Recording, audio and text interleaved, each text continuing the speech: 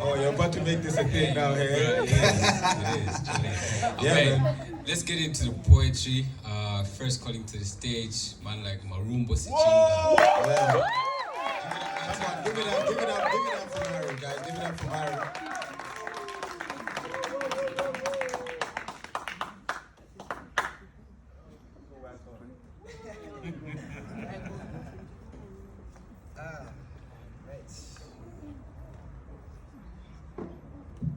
Good evening, guys. Good evening. Thank you. Hey, I haven't done this. Hey, we haven't done this in a while, so it feels really good to be on a mic. Friday. Remember when you played the first time you played that song? I can show you the stars. I have a friend who like wants to marry you, but you were a bit young then, so maybe now we can talk again. I won't tell you her name, bro. But, and ever since Wati started wearing African print shirts, I stopped, and now my superpowers of being able to memorize poems has left me. So I'm going to be doing a bit of reading tonight. I hope it doesn't end badly. Yeah, but thank you guys for coming to the show. This show would not happen if you guys weren't here, so a round of applause for yourselves. I survived 2 depressions this year. One was financial, the other was a mental depression. I wrote a short poem about pain, and it goes a bit like this. Pain doesn't always leave when asked or nudged. It stays like the imaginary friend that only you can see, but is as real as day and night, as life and sky, as real as pain.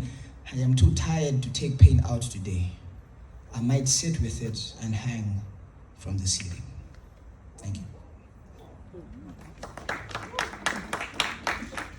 It's not as dark as you think.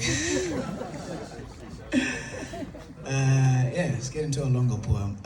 This poem is also not a happy poem. It's a poem about love, but it's masked in race and identity. After coming off the phone, my Irish French-speaking friend tells me that his white French-speaking friend tells him that he speaks French like a black man. He tells me it's a compliment, but the other person just didn't know it, and now he's as cool as a white man can be, but to this day, I don't know what to do with this memory. When I was 8 and a little bit more adventurous than my then 6-year-old sister, I on my tippy toes, trying to stay afloat in the shallow end of the big pool, and her, being wiser than I, opted for the kiddie pool. But as soon as his dark skin touched the clear chlorine waters, the Indian parents gestured to the black nannies to pull the brown kids out of the pool. My little sister, confused and unassuming, went from black father to black nanny to brown kids. My father looked at her and smiled and told her not to worry. Just more water for her to play with. I don't remember much of my childhood, but to this day I don't know what to do with this memory. About a year ago, I attended a party at my colored friend's house full of coloreds and white people. I, one of the few black persons there with the coloreds, speaking and acting like they were closer to their gods because, they were. I got a lecture from a Greek white girl whose parents have lived in this country long enough for them to consider themselves Malawians, but not exactly black. She said, maybe, just maybe, I react a bit too proud and arrogant to some jokes and comments because frankly, honestly, I am a bit insecure about being black. I usually have quick responses to words that are thrown my way, but till this day, I don't know how to react to that. What do you do when your voice isn't enough of a shield for them to not see your color or at least ascribe it to you? What do you do when you aren't young enough not to be taught that some colors are to be hated, and if it boils down to it, to be avoided? What do you say when you're taught how to feel about who you are because of who you are? You remain cocky, ever so slightly, biting the bullet, reminding everyone that we aren't colorblind and that we shouldn't be.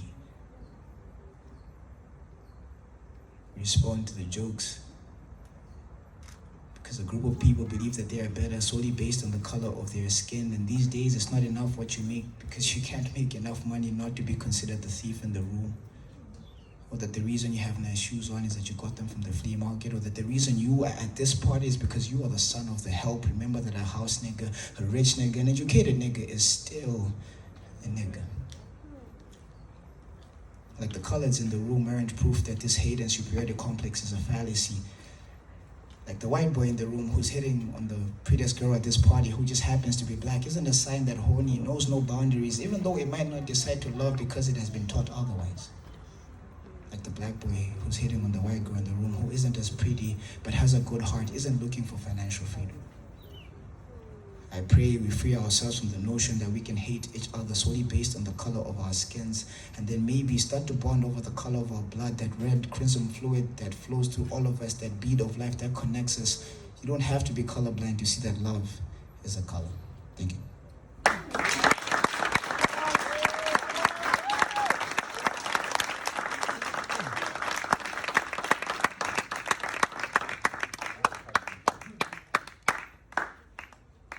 I wish I had happier poems, but I don't.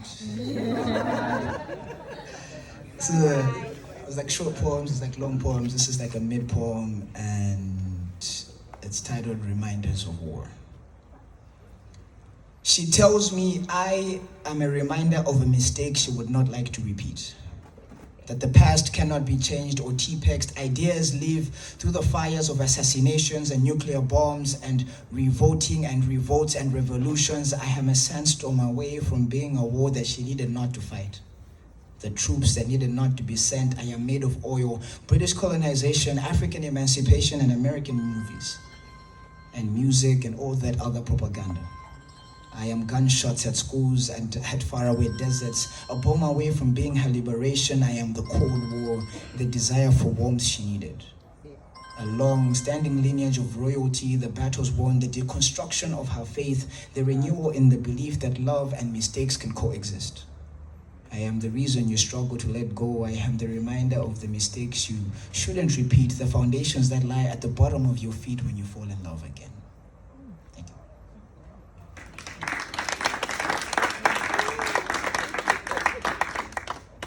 I should probably have like backstories to those poems, because they're like all sad. First one's about pain. It's not really about like me trying to hang myself, just in case you are worried. The second poem is titled Colorblind, and it's about race and just how we look at each other and not look past the color of our skins to see the people that are behind it. Third poem is Reminder of War. I actually got told that once by a girl, because we're just fighting. It's not good. There was a recent event that happened, a sad event that happened at Chanko. Basically a girl was raped by 8 guys, and people were making jokes about it online on Twitter. It's just sad to look at how the world we live in and how people think, and how also people are not willing to learn. And I wrote a poem and it's titled Oh Man.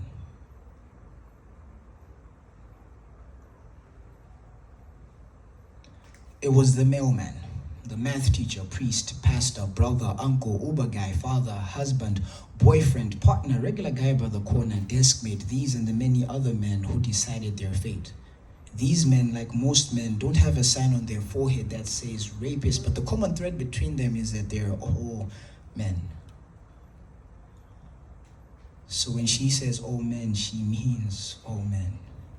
The sad thing about all of this is that about a week ago, if you had asked me if I was this man, I would have probably said no. These men are not some distant mythical creatures that lie in hospital hallways, in fairy tale stories that fall on deaf ears, in police cells, headmasters' offices, confession booths. They are here with us. We can point and name them. They are me. I am these men. I acted like the nice guy. I walked her to her car. I tried to kiss her. I put my hands on her. I made her feel powerless and alone. I could have been the one to rape her. I could have muzzled her screams. I laughed at the jokes. I didn't call you out. I laughed at you when you didn't hit it. I fist bumped you when you did hit it. So you decided to hit it at all cost. Did you realize that you did hit it? Her soul, her worth, her pride. I am toxic. I am the reason you are emotionally bruised, traumatized, scared to walk to cars alone at night. I am the cancer that grows in the not all men speech. That what was she wearing speech. That she led me on, that you believe me speech. That you know me, bro speech. I am among these men. I too am in need of repentance. I too am in need of grace. I too need to face the demons that lurk within. I am in need of a savior. So here I stand, stripped of all ego and self-righteousness, confessing that I too need healing. I am the reason that this poem exists, because when she says all men, she means all men. Thank you.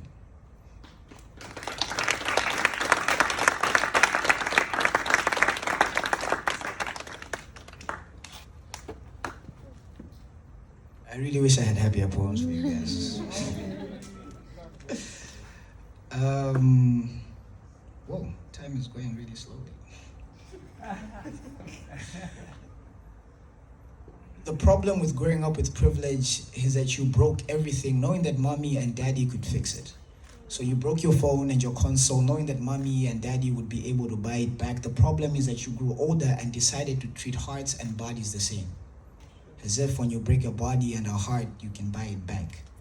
We tend to love mosaics because they remind us that broken pieces can be made whole and beautiful again, but we forget that the art of mending bodies and hearts is a skill that God never shared with us. Woo.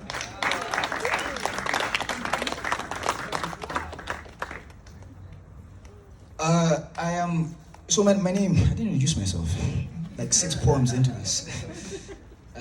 My name is Marumbo Poetry. My parents are from the north. I was born in Blantyre. I am Tumbuka by tribe. So my mom tells me a story of how when I was younger, I used to speak a lot of Tumbuka. I can't speak it anymore, but I can understand it. And she says, I went to school and the kids were making fun of me because I could only speak Tumbuka and English and very broken Chichewa. And then I got home and I was like, I'm done with this. I'm never gonna speak this language again. So I wrote a poem because I feel bad about that and I'm trying to learn again, but if I'm failing to memorize my poems, I don't think it's gonna happen anytime soon. This tongue is foreign to me. Almost as foreign as the white man who discovered the massive lake my ancestors fished in before he came. My mother tells me that when I was 7, I spoke my mother's tongue as fluently as the sun rises in the east and sets in the west. Well, that was before I went to school with a British curriculum where we were punished for speaking our mother's tongues, bullied for being different. Eventually, my accent became a burden too heavy to carry. I came home and told her I would never speak it ever again. And just like that, the light of my past became pitch blackness. I guess that's what happens when you're colonized, when the lake you knew is discovered and named by the white man who came to you. But there and then I learned how to swim. I swam through crowds and words. I learned the speech stroke. I grew up on American culture, basketball, durags, and the N-word. And the N-word was given to you for speaking English, well, at least for speaking English like the rappers we watched. Tupac was the local hero, Biggie was the villain, depending on who you listen to first. And yet I was too American to be African back home, and just enough of African to be told to go back home, and definitely not enough of anything to be African American, so I guess I was somewhere in the ocean, but at least I could swim. My father's father, even when close to the end of his life at the tender age of 91, never leaves his room without a 3-piece suit and a hat. He was raised in the era of the British rule. Tea at 4, tea plantations at 5. He was one of 6 that made it out. He taught for 7+ years, but then it was too late to teach an old dog 8 new tricks, so he ate local pop with a fork and knife. He preached only that which he was taught. He probably thought the Queen got his mail. Bless you, son. At least you can swim. I never appreciated my ability to swim till I realized that I have no identity. It was lost in the sea of forgetfulness of my mother's tongue, dropped in the hole I dug as punishment for connecting to my roots. My tongue learned to swim past crowds that once laughed at my accent, past my own people that judged me for not being able to carry my mother through my tongue. It swam through the waves of fear and of lack of identity. It swam hard to the shore. It discovered new lands and decided to name it. This land will be called Marumbo. It shall command praise to all those that come to it. These praises will be embers of a sacrifice to the altar with a sweet aroma that pleases the Lord. That bottom part, that will be called Sichenga. It will be the pillow for the heavy hearts and heads of dreamers. It will carry the new identity, this new lineage into the new age. I can't wait for the day that I stop swimming. Thank you.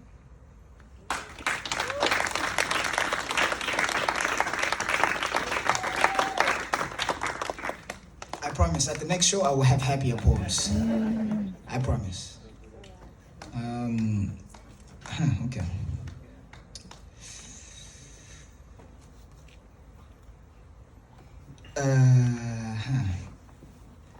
So my poems are like 70% like lies, and then like 30% is like truth. The rest of it is like imagination as I lead into this poem. So that whatever you listen in this poem is 80% like just made up, right? I like talking to women that are taken, older, beautiful, or way out of my league. Because I have convinced myself that it is safer that way. Inside me is still a short little boy who finds satisfaction from the attention of women that are usually above his reach. I still find gravity and its laws a nuisance, hence I'm always eager to defy it. I've convinced myself that nothing will ever happen. I'm celibate, yes, I'm celibate, yes, for God reasons. It's not like women don't like me. But trust me, a holiness that only thrives because nothing physical happens isn't one to be strived for. But it would have to do for now. I talk a lot. I use stories as makeup to hide my insecurities and exaggeration as blinds to close the stage that is my life. I've mastered the art of spotlights because I can always keep my baggage under my shadow, even though it follows me everywhere. And even though it follows me everywhere, I won't let you see it behind the spotlight that this is a joke. If I can make you laugh, I might get you comfortable with all the parts of me that are not so funny. I spoke to a blue-eyed white girl once with eyes like the ocean and a smile like the half-crescent moon. I convinced myself that she must have worshipped God or something because the stars probably showed her how it was done. She taught me something about God. She said she treats all people alike because they are just that, people. And yet here I was, treating her like a slot machine, ready to place the coin of conversation at every slot, hoping to pull at her heartstrings in exchange for a smile and attention and a big lot of winning. Something about the human experience is selfish. We think selfishness, taken, older, beautiful, way out of our league, is safer, and some days we call it self-care. I promise myself I have no ulterior motives and that some habits are just harder to kick than others, but practice is the mother of all learning. And yet, instead of practicing what is right, like self-denial each day, I practice how close I can get to make you smile without taking your number. Some habits are harder to kick, but some buckets we kick once, and when the water of your life spills, there is no getting it back. We play with mud puddles when we could have holidays at the beach. We go around boreholes when the fountain of living water offers us an endless draw of attention and looking away from us but to him. I shot my shot the other day and it ended with regret and tears and a bunch of, I don't know where this is going and I don't think that far, and what are we anyway? The biggest coward of a man is one who awakens a woman's love without the intention of ever loving her. I am scared of many things, loving and being loved. Broken cisterns make for poor drinking vessels, and somehow I convince myself every year that I will patch it up, that I will turn this broken rubble of clay into a cup fit for God's hands. I call it playing it safe.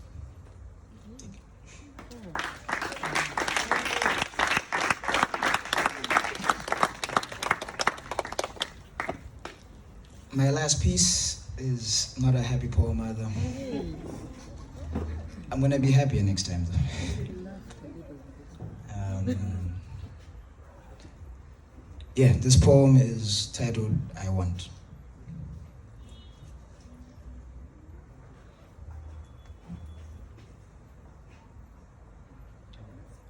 I want to love you the same way the moon loves the sun. Day in and day out, through the times and the seasons, even in the moments where you give me no reason.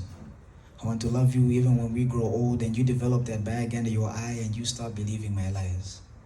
Our love story will be a story told of how a fierce, fiery Tumbuka phenomenon became the centerpiece of my space. My friend, David, he's standing in the back. He recently told me that ever since I met you, my face seems to be glowing.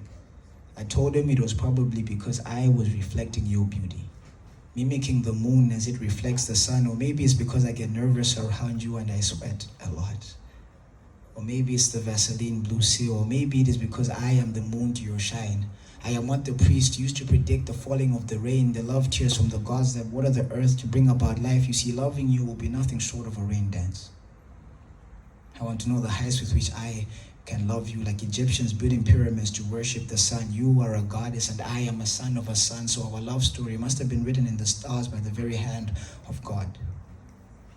I swear I must have cursed Cupid the first time that I saw you for all the times that he shot me with his arrow when I was looking for love in the wrong places. I made a mess of love. To be fair, love is like the room of a 14-year-old who doesn't have anything in his place, but if you ask him, he will tell you that he knows exactly where everything is. I made a mess of love, but if you had asked me, I would have told you that I know exactly where everything is.